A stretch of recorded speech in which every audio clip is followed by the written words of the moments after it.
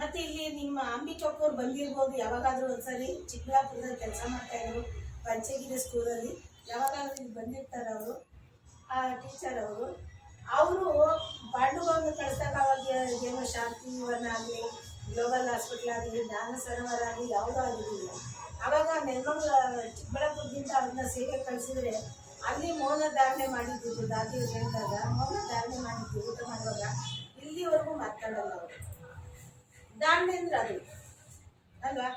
ಮತ್ತೆ ಇವರು ತಮಿಳ್ನಾಡಿನ ಒಬ್ಬ ಗುರು, ಅವರು ತಿರುವಣ್ಣವರು, ಅವ್ರು ಏನು ಮಾಡೋದು, ಒಂದು ಊಟ ಕೂತ್ಕೊಂಡಾಗ ಎಲೆ ಹಾಕೊಂಡ್ರೆ ಒಂದು ಗ್ಲಾಸ್ ನೀರು ಒಂದು ಸೂಜಿ ಇಟ್ಕೊಂಡು ಕೂತ್ಕೊಳ್ಳೋದು. ಯಾಕಿರ್ಬೋದು? ಸೂಜಿ ಮತ್ತೆ ನೀರು ಏನು ಕೆಲಸಕ್ಕೆ ಬರುತ್ತಲ್ಲ ಊಟದ ಹತ್ರ?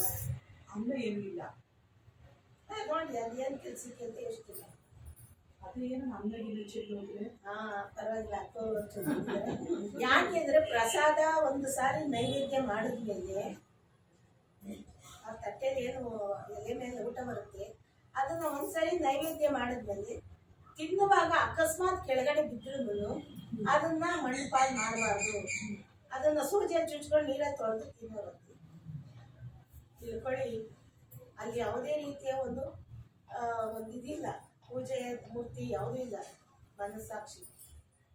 ನಾವು ಇಷ್ಟು ಪವಿತ್ರವಾದಂತಹ ಒಂದು ಶುದ್ಧ ಕುಮಾರಿಯರು, ಶುದ್ಧ ಭಾವನೆಯಿಂದ, ಶ್ರೇಷ್ಠ ಭಾವನೆಯಿಂದ, ಇಷ್ಟು ಪ್ರೀತಿಯಿಂದ ತಯಾರು ಮಾಡಿದಂತಹ ಪ್ರಸಾದವನ್ನ ನಾವು ಯಾವ ರೂಪದಲ್ಲಿ ತಿಂತಾ ಇದ್ದೀವಿ? ಅದು ಪ್ರಸಾದದ ರೂಪದಲ್ಲಿ ತಿಂದ್ರೆ ಪ್ರಸಾದದ ಕೆಲಸ ಮಾಡುತ್ತೆ ಅಲ್ವಾ. ಈಗ ಯಾವ ಜಾತಿ ಮಾಡಿದ್ರು, ಇದ್ರೊಳಗೆ ಉಪ್ಪಿಲ್ಲ, ಇದ್ರೊಳಗೆ ಖಾರ ಇಲ್ಲ, ಇದು ಹಾಗೆ ಹೀಗೆ ಹೇಗಾದ್ರೂ ಇಲ್ಲಿ ಇದು ಪ್ರಸಾದ ಅಂತ ಸ್ವೀಕಾರ ಮಾಡೋದ್ರೊಳಗೆ ಎಷ್ಟಿದೆ ಮಹತ್ವ. ಇದ್ರೊಳಗೆ ಉಪ್ಪು ಖಾರ ಇಲ್ಲ, ಏನು ಮಾಡ್ತಾರೋ ಇದು ಮಾಡಕ್ ಬರಲ್ಲ, ಖಂಡಿತ ಮಾಡಕ್ ಬರಲ್ಲ. ಯಾಕೆಂದ್ರೆ ಮನೆಗಳಲ್ಲಿ ಯಾವ ಗಂಡ ಮಕ್ಕಳು ಸಾಕು ಬಂದಿದ್ದಾರೆ ಕುಮಾರಿಯರು. ಓದ್ತಾ ಓದ್ತಾ ಭಗವಂತನ ಮನೆಗೆ ಒಂದು ಪವಿತ್ರ ಮನಸ್ಸು ಈ ಕಡೆ ಎಳ್ಕೊಂಡ್ಬಂದಿದೆ.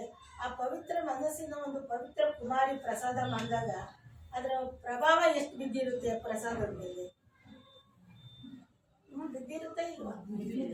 ಅಂತ ಪ್ರಸಾದವನ್ನ ನಾವು ಯಾವ ಭಾವನೆಯಿಂದ ಸ್ವೀಕಾರ ಮಾಡ್ತಾ ಇದ್ದೀವಿ, ಎಷ್ಟು ಪ್ರೀತಿಯಿಂದ ಸ್ವೀಕಾರ ಮಾಡ್ತಾ ಇದ್ದೀವಿ. ಈ ಒಂದು ಬ್ರಹ್ಮ ಭೋಜನ ತಿಳ್ಕೊಳ್ಳಿ, ಯಾರು ಬ್ರಹ್ಮ ಭೋಜನ ಯಾರು ಮಾಡಿಸ್ತಾರೋ ಆದ್ರೆ ಎಲ್ಲರೂ ಸೇರ್ ಮಾಡಿಸೋದು ತುಂಬಾ ಉತ್ತಮ. ಎಲ್ಲರೂ ಶೇರ್ ಮಾಡಿಸ್ಲಿಲ್ಲ ಅಂತಂದ್ರೆ ಯಾರು ಪ್ರೀತಿ ಇದೆಯೋ ಅವ್ರು ಮಾಡಿಸಿದ್ರು ಅವ್ರಿಗೂ ಅದೆಲ್ಲ ಶೇರ್ ಆಗುತ್ತೆ.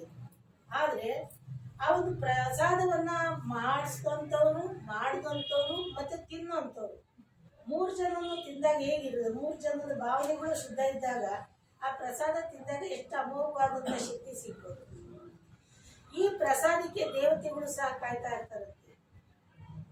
ಬ್ರಹ್ಮ ಭೋಜನಕ್ಕೆ ದೇವತೆಗಳು ಸಹ ಕಾಯ್ತಾ ಇರ್ತಾರೆ ಎಂದಾಗ ಅದೃಷ್ಟ ಯಾರ್ದಾಯ್ತು? ಪ್ರಸಾದ ತಿನ್ನೋರ್ದು ಅದೃಷ್ಟ ಆಯ್ತಾ, ಕಳ್ಕೊಳ್ಳೋರ್ದು ಅದೃಷ್ಟ ತಿನ್ನೋರ್ಗೂ ಪ್ರೀತಿಯಿಂದ ಪ್ರಸಾದದ ರೂಪದಲ್ಲಿ ಇದ್ರೊಳಗೆ ಹುಳಿ ಹೆಚ್ಚು, ಅದ್ರೊಳಗೆ ಉಪ್ಪು ಕಡಿಮೆ, ಅದ್ರೊಳಗೆ ಉಪ್ಪು ಖಾರ ಜಾಸ್ತಿ, ಇದು ಹಿಂಗೆ ಮಾಡಿಬಿಟ್ಟಿದ್ದಾರೆ, ಅದು ಹಂಗೆ ಮಾಡಿಬಿಟ್ಟಿದ್ದಾರೆ, ಹಂಗೆ ಅಂದ್ಕೊಳ್ತಿದ್ರೆ ಅದೇ ಆಗುತ್ತೆ. ಯಜ್ಞದಲ್ಲಿ ಯಾವಾಗ ಗರೀಬ್ ಪಾತ್ರ, ಬಡತನದ ಪಾತ್ರ ಶುರುವಾಯಿತು, ಆ ಸಮಯದಲ್ಲಿ 14 ವರ್ಷ 380 ಜನ ಮಾತೆಯರು, 480 ಜನ ಮಾತೆಯರು ಯಜ್ಞದಲ್ಲಿ ಊಟ ಮಾಡಬೇಕಾದ್ರೆ 30 ಕೋಟಿನೂ ಕಗ್ಗೋಯ್ತು. ಬ್ರಹ್ಮ ಬಾಬರು ಏನೆಲ್ಲ ಸಂಪಾದನೆ ಮಾಡಿಟ್ಟಿದ್ರು. 14 ವರ್ಷ ತಪಸ್ಸಿನಲ್ಲಿ ಇಷ್ಟು ಜನರಿಗೆ ತಿನ್ನೋದ್ರಲ್ಲಿ